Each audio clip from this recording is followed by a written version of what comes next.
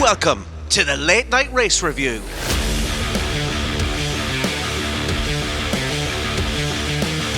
It's medical jewellery exemption week, but it turns out it didn't make any difference for Lewis in the end anyway. Max starts P15, and that didn't make a difference either. And like Rose in the Titanic, Alonso gets touched by Jack and sinks off the top deck. We wrap it up with a look at our fantasy league and our predictions game, as always. Don't forget to support the podcast by hitting those like, follow and subscribe buttons.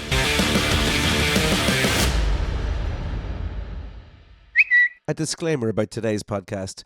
At the time of recording, Fernando Alonso had been given a 10-second penalty and stripped of his podium place. And typically, once the podcast was wrapped up, he was then reinstated with the position. Go! Welcome back to the Late Night Race Review. I am Owen Scott, and with me as always is Dave Jericho and Isidro Consalves. In a week where we've seen medical jewellery exemptions, a pole without a Dutchman, and a Mercedes finally throwing out their crayons and giving up on their design, the Saudi Grand Prix was front and centre. A track that usually promises a few crashes. And Dave, speaking of car crashes, do you want to update us on the Fantasy F1 League there? Yeah, I am really crashing right down to the bottom of that league. It's embarrassing. But just to tell all our listeners that it's still not too late to join in. We're getting a good number of people joining the league here. So jump onto the F1, the official F1 Fantasy, and just do a search for Late Night Race Review and join in. We have Team Trek still leading the charge at the top of the table there after qualifying. The final results aren't in yet for after today's race, but we'll either update you before the end of the podcast, or you'll have to wait till next week for that one. But don't forget to join in. Cool. Oh, by the way, there's prizes and stuff. Sorry, forgot about that. What are said prizes, Dave? What can they get? Said prizes are official merchandise from the official F1 store of a jersey or a jersey. No, it's not football. Of a t-shirt or a hat of the team of your choice. Has excluded. I guess technically they are jerseys when you think about it. They're team jerseys. Yeah. But anyway, let's get on to the race today, and we'll start predictably with Red Bull. At unbelievable pace all weekend, even though they had drive shaft issues in qualifying. But even unpredictability couldn't stop Red Bull this weekend, Dave. They just continued on from where they left off last week, didn't they? They were just dominant. Well, they were dominant the whole weekend. I mean, in the free practice, Max was dominant, and I mean, I know he had the issues then in qualifying, but I mean, look how he recovered. I know the safety car sort of boosted that recovery a little bit for him in the race, but absolutely incredible. And let's not take it away from Checo as well. Incredible drive, but I mean, again, incredible drive in a car that is, by the looks of it, going to dominate this season. Yeah, going to Checo. We're going to start off with Checo. We'll leave Max for a second because his drive was just something truly exceptional. It's something that we've seen from Checo before. I think last season was the same here as well. He really controlled from start to finish, Isidro. Yeah, he did very well. Okay, the start was not the best, as Alonso was beaten by the first turn, but as soon as DRS was available, it was Perez time, and there we go. You never see him again. Perez time, I like it. Yeah, Dave. Did you notice as well that it gave a false sense of hope when Alonso was holding on to the back end of Perez by within DRS. And then once they broke that DRS by just that fraction of a second, he was gone. There was nothing that Alonso could do to keep up on with him at all. That just shows how powerful those Red Bulls are. Yeah, outstanding. A full second a lap faster than their nearest rival at one stage. I remember the commentators saying. I think it even got even more than that. I think at one stage, they were pushing closer to like 1.3 second or something like that at one stage. Unbelievable. They're out in a league of their own really this year, aren't they, in fairness? Unbelievable. And Checo did a phenomenal job. But does Checo need a Max Verstappen to start 15th or lower in every race now this season to have a proper title challenge, do you think? I still don't think he's going to. Yeah, I still don't think he's going to be able to challenge Max. I think he needs the rub of the green to get those results in that he got today. I mean, I think Max kind of said towards the end there that he was he decided to settle for second and not keep pushing for first and challenge Perez. I don't know necessarily whether he might have had to pay. I think Checo probably had it covered today. But had Max been starting on the front row with Perez, I think it might have been a completely different outcome. But what I did like about today was there's just that little bit, that niggle. Did you see in the cool down room where they were talking about the fastest lap? No. And so Checo had the fastest lap up until the last lap of the race. And initially, I think a couple of laps before, Checo was told, to hold I think it was like a 132.6 or something like that, +4. And then he was telling them that Max was told the same. And then something wasn't stacking up. Perez started getting nervous that he was basically going to be cannon fodder now for the end of the race. And then now I think then he was told to push, now that he could push to the end of the race. But Max then was told, we're not concerned about the fastest lap. He said, I am, blah, blah, blah. I'm going long-winded about this, but you know what happened. Max then decided to go for the fastest lap on the last lap of the race, so Checo couldn't respond. And then Checo only found out in the cool-down room that the fastest lap had been taken away from him. And that did not go down well. And I like that, because that's sort of... It throws a little niggle in between the two drivers for the season at this early stage, and I like that, especially when there's a possibility that, like I said, few little things like this happen to Max Verstappen, and now you've got a bit of a rivalry and a bit of a charge between the two of them. And that point as well meant that Perez now wasn't leading the championship, because if he had kept that point, he would have been at the top of the championship. But Max got it, so now Max is the top of the championship. Beautiful. So, Isidro. I love it. I was just happy to see that Red Bull was saying free to push. I was concerned that they would see Verstappen getting close and just say to Perez, look, let him pass if he's behind you or something. But happy to see that Red Bull just took, well, it's up to you guys. Finish the race no matter what. Yeah, that competitiveness and that hunger is even there for 1 point for Max. I'll read you the transcript here. It was Max. Max saying to the pit wall, "What's the fastest lap?" Pit wall, "We're not concerned with that, Max." Max saying, "Yeah, well, I am." Exactly. Brilliant. But you're right. That could be the interesting part of Red Bull's season, is how do we manage these two drivers? We're going to win it anyway, but let's just see what happens here. It does keep it a little bit interesting. You're right. Could be Checo and Max's multi-21 that Weber and Vettel had. This could be enough to just spark something for the season. Oh, Danny Ricciardo could have a shout yet to jump in one of those seats. See. All right, let's. I think we've covered Red Bull pretty extensively there. There was nothing really else to really talk about, was there? Oh, no, that was just you said Ricciardo, and for some reason I'm just thinking of Ricciardo going to the ear of Verstappen saying, "Did you hear what Perez said about you?" And then going back Perez a few days. Look what Max said about you. It's just yeah, you could see him doing it with a big smile in his face. Oh yeah, mate. Let's move on to. Actually, go on. Yeah, go sorry. on. just before we move on from Red Bull, because we said it last week about their development, and that, the way that they got the penalty now for the wind tunnel, it's gonna, people are saying that it's going to affect them later on in the season in the development race. What's happening at the moment just goes to show how much that penalty won't affect them this season. And I'm going to stick my neck out and lay claim to and own my prediction here. But I think they're only going to get better, even with a reduced amount of time in the wind tunnel, because they've already started this season with a car that was already dominant.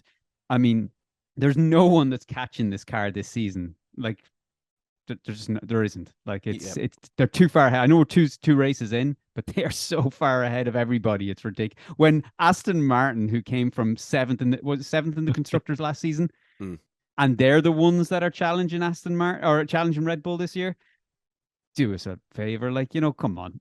Yeah, and then when they return to finally having some wind tunnel time and having that advantage back again, how good is that Red Bull going to be then? Ah, stop. Sure, the rest of them might as well be just throwing Rice Krispies into the wind tunnel. It's going to do them that much use.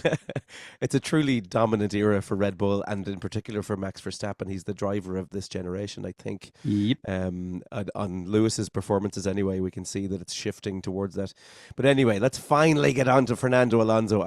We'll talk about Aston Martin overall, but in particular, we'll talk about Fernando Alonso. Get himself into P1 after turn 1. That first turn was phenomenal, wasn't it, Dave? Did that get you up off your seat? Unbelievable. And I thought, I was like, Jesus, maybe he has it over Perez. But then as Perez just started gaining on him so easy, I was like, no, he got him into turn 1, and Perez is now showing the pace of the Red Bull. So, but that initial opening of the race, it was enough to get me off my seat and get me excited for the race. But whoops. Yeah. Ultimately, a 5-second penalty for lining up too far to the left, and you only seen it from the camera from whoever was just behind Alonso on the grid. I think it was one of the Mercedes. Yeah. That he was quite far left. It was pretty dramatic in fairness, and he deserved the penalty. But yet again, we have another issue with getting a 10-second penalty after the race, bringing him back to P4.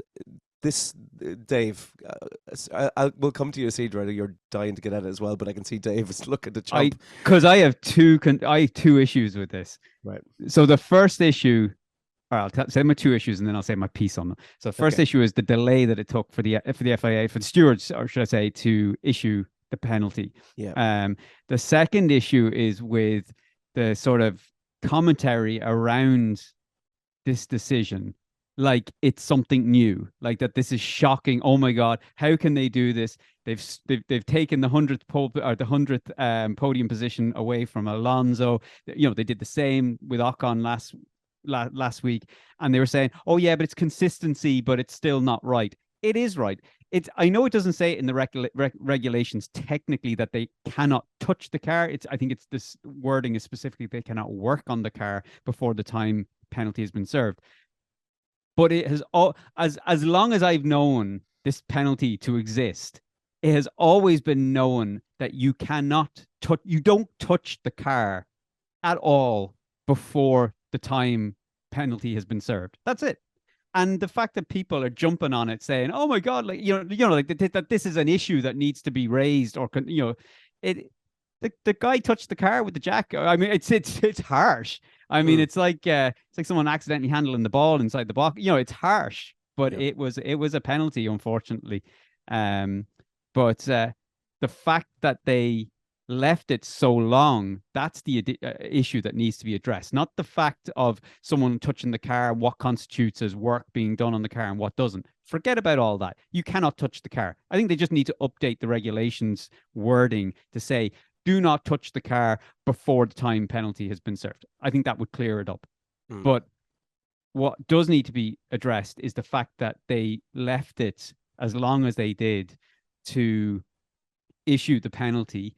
And I think it says in the regulations that you have to issue that penalty or any additional penalty or something like that has to be done within 25 minutes. So I think, now don't quote me on that one. I do have some notes somewhere, but my head is frazzled this evening, so forgive me on that one. But yeah, I think there is something in the regulations that says about when that penalty has to be, they have to be notified of that penalty, and they didn't.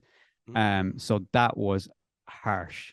That was really bad. That he celebrated with the champagne, he took the pictures, had the smiles and the laughs, and then sorry. So is there possibly a case of, sorry, Isidro, we'll get to you now in a second, but is there possibly a case for watch this space? Could Aston Martin possibly appeal? I'd say they'll appeal. 100%. If the FIA are going to be strict, then should Aston be strict on that as well? I mean, they won't appeal that they touched the car. I mean, they can't appeal that because, I mean, like it's the faintest of touches, but they can't appeal that. But what they can appeal is the manner in which the penalty was delivered to them. I mean, I think they were only discussing it with a couple of laps to go, that there may be a penalty that they hadn't decided yet. I mean, how in God's name? I mean, when did he come in? On lap 17, 18, something like that, whenever the safety car came out, wasn't it? That's when they came in. I mean, how in God's name does it take you that long make that decision. Very poor. And yeah, if I was Aston Martin, I would definitely dispute that penalty, whether they get anywhere or not. But 100%, that wasn't right. Isidro, what are your thoughts? Same as Dave. The penalty is fair because the team really touched the car. Although, if the team touched the car, shouldn't be the points to the constructor be deducted. It was not like Alonso was getting out of the car and touching it. When it's just sitting down, you cannot control what the mechanics do or don't. It's up to the team. But But it was anyway, Alonso's penalty, though. I think would be the issue there. he was doing the 5 seconds penalty, but touching the car, it's not Alonso's fault. He cannot control the pit crew of doing whatever they want. But yeah, it took too long. I mean, if they knew straight away, the cameras are there, so FIA could, in the next 5 minutes, just decide you have a penalty, decide when you want to take it, and not wait for the man to celebrate. And then the minute he's off camera, that's it, you're gone. 4th place, Brussels, come in, let's take a picture together. Yeah. No, it's just wrong. Could I suggest something possibly and react how you want to this? But could this be solved by serving the penalty prior to doing the work on the car? So the car comes in, you jack it up, you do your tires, and it sits 5 seconds. Oh, but that's then well, go. that's what. Well, that so doing The other penalty side. after, or the other way around. Yeah. So that there's no contention then. The 5 seconds is the car comes down off the jacks, it sits for 5 seconds and then goes. See, technically, you don't have to serve the penalty this way. I mean, you could. I think. I don't think you. So basically, you can have the penalty added on at the end of the race. Sure. Or you can serve it in the manner in which they did.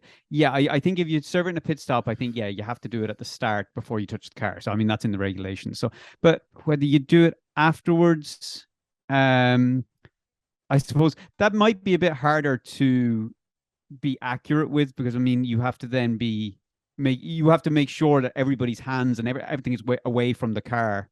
Mm-hmm. You know, you could have a gap of maybe a second or something where you could actually be serving a 6 or 7 second penalty. Do you know what I mean? Yeah, I don't think it would be as accurate. Not that it's exactly accurate this way, if I'm honest, but yeah. yeah, I don't think I don't think that would work. But I just think all they have to do is update the wording that says do not touch the car before the time penalty has been served. End of story. Like, you know, there should be no confusion there. And maybe the Jack guy today and the I think it was the wheelman yesterday, or not yesterday, in the last race in Bahrain. I'm sure they did know that, and it was possibly just a complete slip of the brain, and they just made a mistake. But yeah, I don't know. I think just the wording, but in terms of delivering the penalty by the FIA and the stewards, shocking. Like, they really have to improve that. That's very poor. Like, for both the race driver and for us as spectators, you know, for fans of Alonso, for fans of F1, it's just it's an awful way to try and enjoy a race when you're celebrating Alonso's 100th podium. Especially people have been watching Alonso his whole career, and you're excited about it, and only to be told that, you know, he's lost his 3rd place and his podium because some jackman, like, literally, you know, was a hair's width touching the back of the car with the jack. Like, it's terrible. Fernando Alonso saying afterwards, like, he loves this team, and, you know, the we are a team and blah blah blah. I wonder if, as soon as he was told about the 10-second penalty and the jackman, if that turned to, come here, you. Oh yeah, he's just folded that jack and shoved it up that guy's hole. Like, anyway, trophy. His teammate Lance Stroll. With what happened to Lance Stroll today? Isidro, can you tell me what happened to Lance? I know he went off and he managed to park it beautifully. And it was some sort of a GPS. Was it an error that said that the car was still on the track that brought out the safety car? Yeah, but he actually parked it pretty neatly, in fairness to him. So what happened to Stroll today? it seems that it was some of the brakes, because you could see the marshals putting some not fire, but there was some smoke coming out from the front right brake, I think. And on the safety car, I think it was wrong, because the man just parked the car outside outside of the racetrack. So and there was no marshal, so I don't know why that safety car was there. I would see no reason for that. It was one of those parking jobs where, do you know, if you're going down the main street and you see someone double parking and it's just perfect, or not double parking, sorry, reverse parking, and you know that or parallel parking. Jesus, that took me a while to get through. Yeah, you absolutely imploded on that one. Slight stroke there. Apologies to anyone listening. But that you just applaud. It was damn good parking, in fairness to him. So yeah, no, well, it was a GPS issue that brought out the safety car. It wasn't the fact that it was actually the car was on the track. It was just an error there. Thing is, just the GPS issue. But I think it's still, I think it being noted though. Like Isidro was saying there, the marshal was putting the fire extinguisher onto the front brakes and stuff. I'm not 100% sure because I think it's still down as an unknown issue.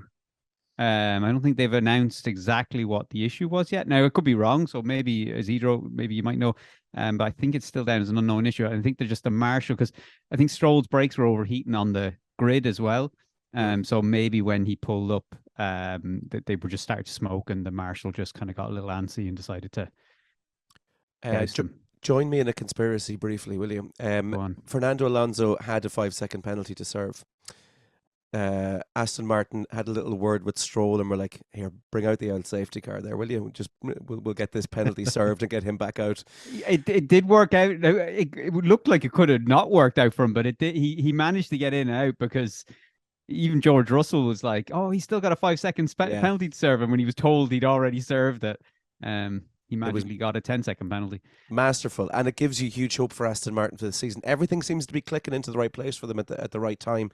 They just have to, I think, they just have to put it together. They're going to be a force to be reckoned with this year. Yeah. Unlike, unfortunately, Mercedes. I mean, they did okay today, but ultimately the pace seemed to be off, and in particular, Lewis seemed to be off for the last week or so. Dave, what are your thoughts on Mercedes? Well, I'd say Lewis had PTSD from last year. Yeah. I mean, this track did not go well for him last year at all. I mean, look, we all know the news that's been going on and the sort of the talk that's been coming out from Toto and Lewis and stuff like that leading up to this race about the car. I'd say he's just. I'd say it's not the car is quite as bad. I think he's just lost faith in it. And I think when a driver loses faith in the car that's underneath them, it's very hard to extract the full potential of the car. Whereas, that might indicate why George Russell is maybe just squeezing a little bit more out of it. He hasn't got that mentality maybe quite as much as Lewis Hamilton does.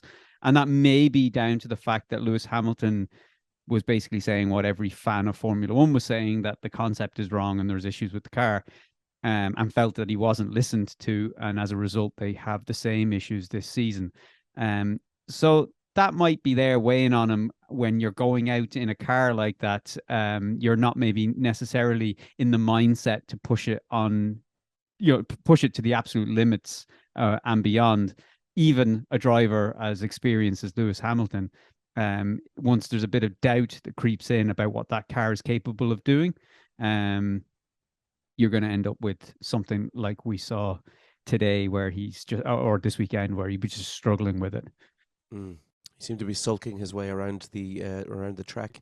Don't blame him. Yeah, I mean, Isidro George, on the other hand, you were like, I don't care. I don't. I have no sympathy for Lewis. He should just get on with it. George, on the other hand, seems to be doing pretty okay in the Mercedes, the very same car.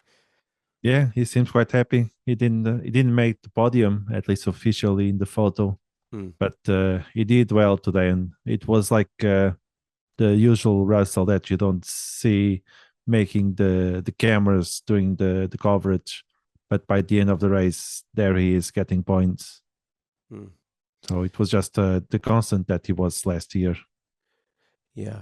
Is it possible then, Dave, that Russell's coming from an underachieving Williams, and Lewis is coming from a highly overachieving Mercedes from the previous year, and they're both coming towards this car, and one is happy because they're coming from a crappy car, one is very unhappy because they're coming from a car that was just phenomenal? Yeah, they're in exactly. They're in both different stages of the career. And like you say, we'd mentioned it before as well when George Russell had made the move to Williams, or sorry, to Mercedes. We had said about how he was able to extract more from that Williams than was technically should be possible, and that he was going to be able to do great things for Mercedes. And as a result, he's sort of proven that he is extracting as much as possible from that Mercedes. And like you said there, Hamilton's coming from a completely different perspective where he's been driving a dominant Mercedes for the last 8 years or however long it's been, and now he's in a position where he's not comfortable, and to boot he hasn't been listened to, and of course he's the one that has to drive the car. He's the one that's been in that team for so many years. There's a bit of trust been lost there, I would say. So they're both at different stages of their career, used to having to do different things with the cars. So yeah, that's I have to say, I feel sorry for Lewis. And I'm not a Lewis Hamilton fan, but I think we all saw how bad that car was in preseason last year. We saw how bad it was in preseason this year, and we thought that maybe as a team they decided this was the right way to go. But I'll be honest, someone in that team needs to be fired for this, because Toto, as much as he's the one that has to maybe give the initial sign or the final sign off on the concept, and based off what he's told, whoever has fed him the information, they have basically got data together from wind tunnel and simulations and stuff like that to say, here, look, I can prove that this concept is going to work. And even though last year you could clearly see it doesn't, and this guy, this data guy, who had managed to fucking convince Toto that this was a good idea, that guy, I would be going back to that fucking factory, and yep, like the Jackman in Aston Martin, I would be folding things up and shoving them up his ass before I ship him out of there. Toto corner someone. He's like, I lied on my CV. I'm so sorry. I know nothing about wind or aerodynamics or whatever it is. I don't know anything about Excel. Oops.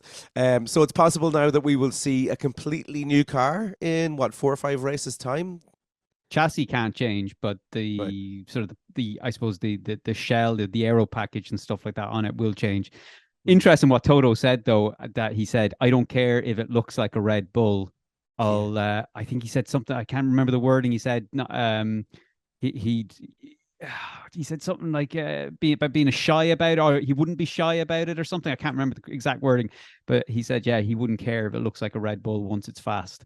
Yeah. And I was like, that will be interesting, because if they turn, like, I mean, everyone kind of started losing their shit when sort of Aston Martin, they're saying, oh, they copied the Red Bull too much, and look how they're performing. I mean, if Mercedes turn up with a black Red Bull, with the Mercedes engine, wow, I'd say Red Bull would be, because Red Bull are already saying about that there should be some sort of rules in place about copying, like it's all right copying components or sort of new innovations that have been done by teams, and that might help in certain areas or an individual component or something like that. But I think Christian Horner's kind of concerns is that there has to be a cutoff. You can't just copy someone's car completely. So if Mercedes just come out with a black Red Bull and just start acing races, that would be amazing. I'd love to see the fallout from that one. Yeah, it'd be wonderful. What was the team 2 seasons ago? The pink Mercedes, I think it was called. Was it? That was Racing Point. Racing Point, yeah. Basically took the Mercedes. That's right. And we had the same with Haas, because Haas bought all their components and stuff from Ferrari, and it just turned out as a white Ferrari. And so like I agree, there has to be some sort of limit to how much you can copy. But there'd be something. I just love seeing the fucking shit being stirred. So I wouldn't mind seeing a black Red Bull turn up and smoke the Red Bulls. Exactly, it'd be great entertainment. We'd all would love be it. Brilliant. Let's move on from the Mercedes and head to another team who've been they were somewhat non-existent for the most part this weekend. Ferrari. I didn't even know they were in the race at one stage. Sainz finishing sixth, Leclerc seventh. Leclerc, in fairness to him, did well to come from P12 to where he finished in P7. But I mean, where were they today? Who do No you one wanna knows, go- not even Ferrari itself. Yeah. Sainz was very quiet. Sainz was the Russell of Ferrari. He just drive, get the points, and that was it. Leclerc, he had definitely more problems. We could see he is talking with the pit wall that there's definitely some issues there they need to fix before Australia. Otherwise, they are starting to lose too many points for Red Bull. What do you think the issues are there, Dave? Is it aero issues? Is it what's going wrong at Ferrari? So there's a couple of issues. I think one is their reliability. I think they've turned their engines down to again, like I think they did the same last year with the issues that Leclerc had, and there's obviously other gremlins that have been popping up. I think they've there was some data that was released there to compare the straight line speed or straight line performance from the Ferrari to the Red Bull, and you could see that there was actually not as much power output on the Ferraris. So my guess is that they've turned it down to try and address the reliability issues over the next couple of races, so that they don't end up with a rake of DNFs. So that might be an issue that's caused them to finish in the 6th and 7th, as opposed to I don't know, maybe there was a third place on for them or something like that. But I have to say, there was one thing I'll give some sort of positives for Ferrari fans if I can, if that's even possible, but I'll do my best. So they got rid of their head of strategy and they replaced him. I'm not 100% sure who they replaced him with. I'll figure that out. Not important right now. But they replaced the head of strategy. And I have to say, they made a bold call when they sort of tricked Stroll into coming into the pits. Yeah. And then they pitted afterwards and they ended up getting both their cars ahead of Lance Stroll. And I was like, do you know what? That's probably the most savvy bit of strategy that I've seen from Ferrari in a couple of seasons. Like, I know that was only like one call at the start of a race, but now, unfortunately, it didn't pan out for them because then we ended up with a safety car and it's absolutely butchered their strategy. But if that safety car didn't come out, I thought that was a good call. They jumped the car that they did exactly what they needed to do, which is the first time I think they've managed to do that through a race strategy. So I'm wondering how that'll play out now as the season goes on. Will there be good calls made now for the rest, as the season progresses with under the watchful eye of their new head of strategy? So that might be a little bit of positive coming out of it for Ferrari. And look, I'm sure a couple of races they'll get on top of this stability issue as well, and I think they should be able to start creeping up the power of those engines. And realistically, I think they will get back into those the third and fourth places. But yeah, it's brutal where they're at the moment. Let me read you my notes on that call there. Ferrari, dummy, Aston, and Sainz overcut Stroll. Clowns get it right. For the win. So you're right. There is some positives there, and I think you're right on them turning down the power for sure. And you're right as well. They did do that last season also. So there is definite change there. Hopefully, anyway, for Ferrari fans. Yeah, so let's look down through the field. We'll get into kind of the best of the rest. There was Ocon and Gasly, the two Alpines coming in after Sainz and Leclerc, kind of trading positions back and forth, but again, pretty non-eventful for the Alpines, right? Yeah, it was just a regular weekend for them. I think this time Ocon did well, didn't mess up with anyone's wife. So it was just a regular race. And good. Still managed to stay in front of Gasly. I think it was one of his personal bets. Just don't let the new guy in the team beat him in the race. Yeah. Yeah. Do you think, Dave, that they'll be challenged for anything this season? Does the car look good? I don't think it's where they thought they'd be. But it's not terrible. It's not McLaren terrible.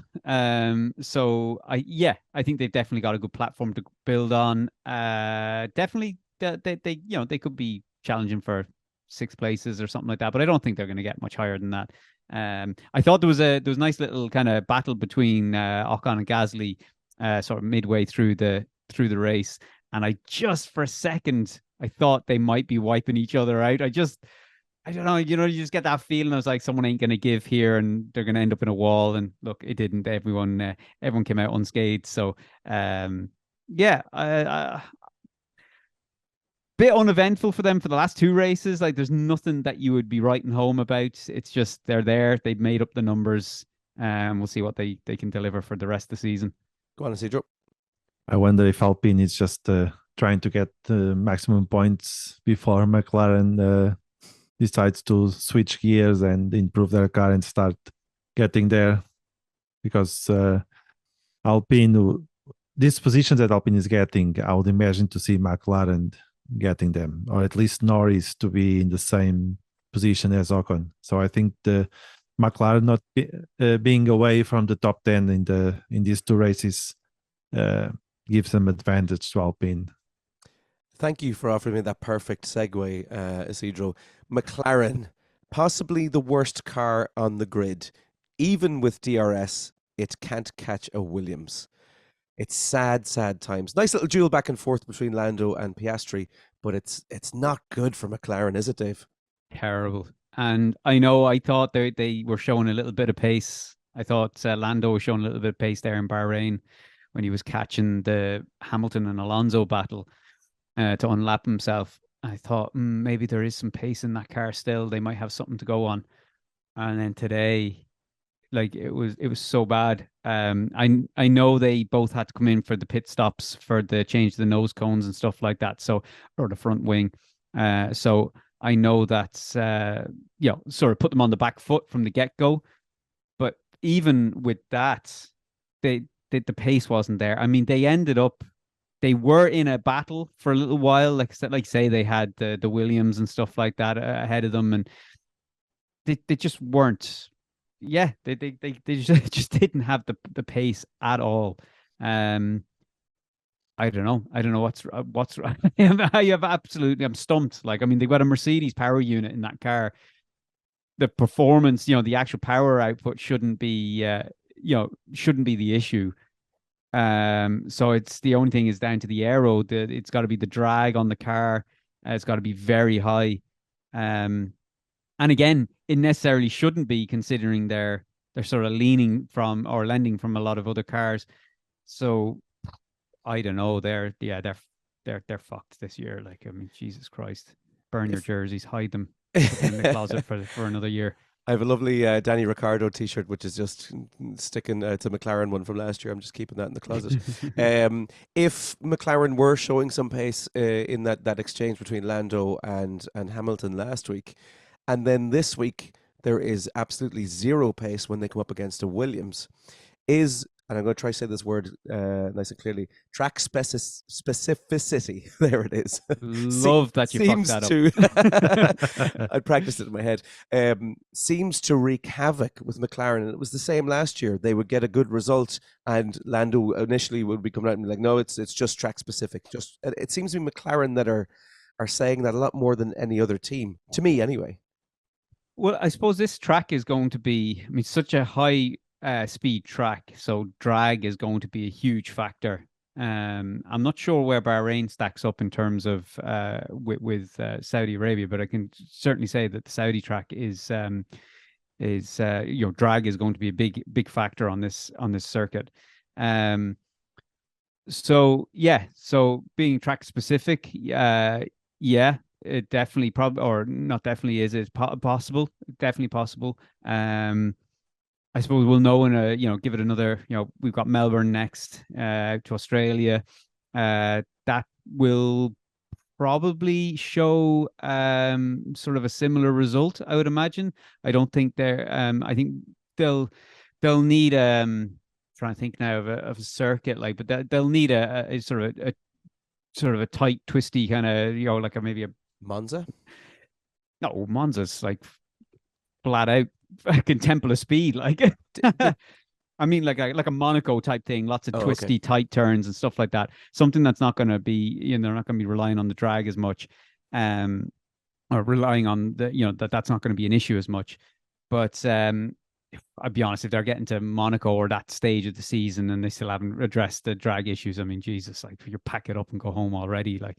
So I don't know. They said they've got major upgrades coming for Baku, I think it is, which is So that's after Australia. So that'll be the end of April. They've got their first major upgrades coming. Then they have another major upgrade coming for potentially Barcelona.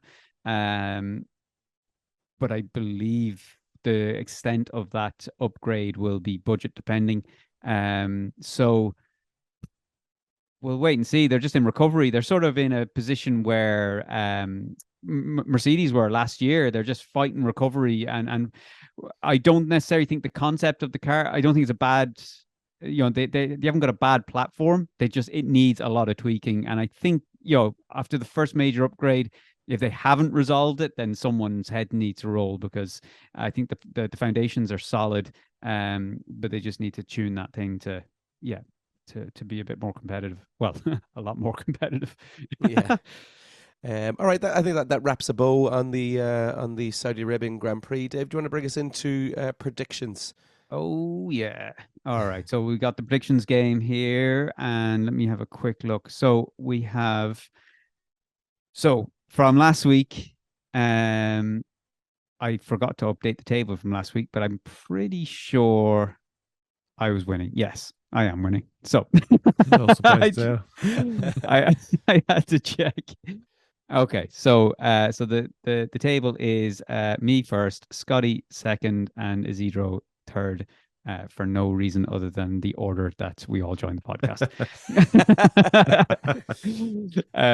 So this week, well, Jesus, I don't even want to read mine out, but anyway. So I went with Max for P1. That did not happen. I went for Leclerc P2. That did not happen. And I went for Alonso P3. And that, for a brief moment, happened and then was taken away from me. So, Scotty, what did you go with? Now, I had the right drivers again briefly, but in the wrong order. I had Max finishing first, which didn't happen. I had Alonso P2, which did not happen. And I had Perez P3, also did not happen. Good week. It is a good week, and it's only going to get better. Come on, Isidro. Yeah. Max first, Perez second, Sainz third. Yeah, just rattle them out. They're absolutely useless. All right. My Lord. My flop, which I went with an Alpine double DNF. That obviously did not happen, considering I think they got a double points finish. So. Okay, my flop was a Sainz DNF, which did not happen either.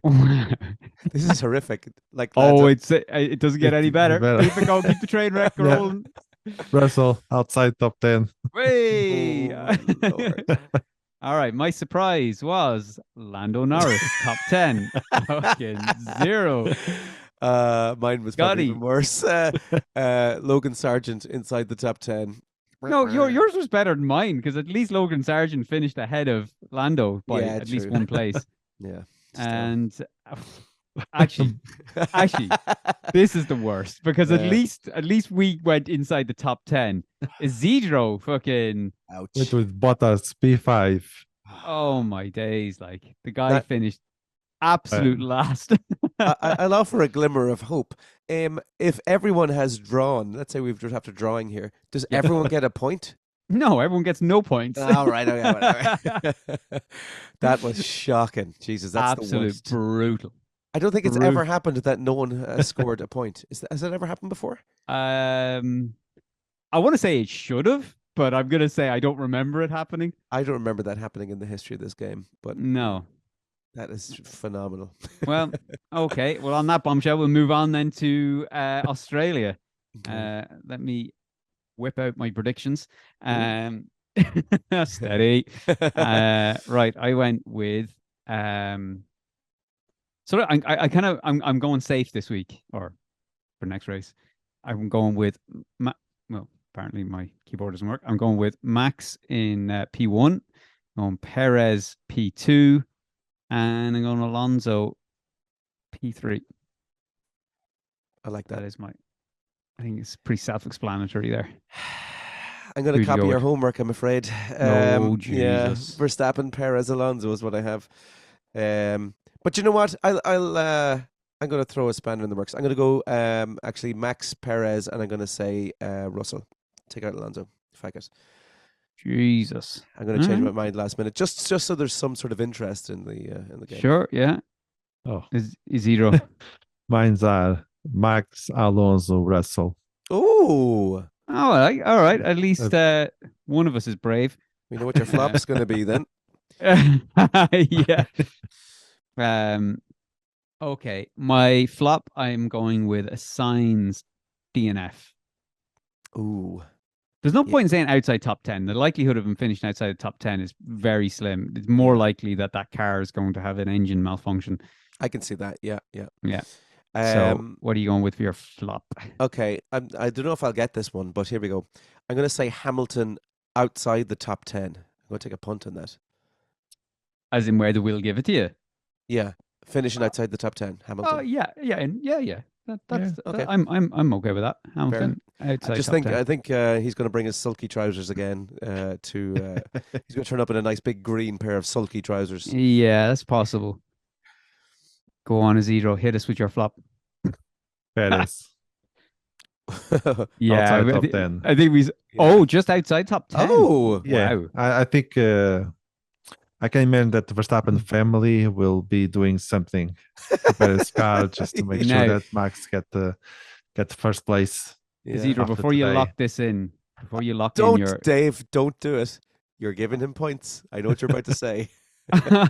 I have to be fair, because otherwise, if it happens and then we're then arguing about it next week, if he DNFs, that doesn't count. He has to finish the race to finish outside top 10. Let's say Perez DNF. I was wondering why you said outside top 10. Yeah. Thanks, Dave. I had to, because I know it'll come to next week and it'd be like, and then we'll be debating what outside top 10 actually means. We'll be at a fucking philosophy course next week. Yeah. All right. What does top 10 mean? Okay. My surprise. I'm going with Hulkenberg, top 10 finish. Yeah, I'll give you that. Yeah. I don't. It was on the wire. It was a close call, but I'm surprised you're even mentioning a Haas driver's name. Do you know the only reason I am is I have him in my fantasy team, and he has done fuck all for me. But at least I better show some support. So I think he should be. I need the points. Yeah. Right, okay. I couldn't give a fuck about Haas. I just need the points. Well, that punt hopefully will push some points my way. I'm going to take a punt on this one. This one may interest you. All right. I'm going to say one of the McLarens inside the top 10 next week. Now, I don't know if I'll get that, but the reason I say it is because last year the same thing happened where they went to Australia and both McLarens all of a sudden just popped inside the top 10. One came 5th and one came 6th. So, okay, I'm going to have to jump in here as the judge has to jump in.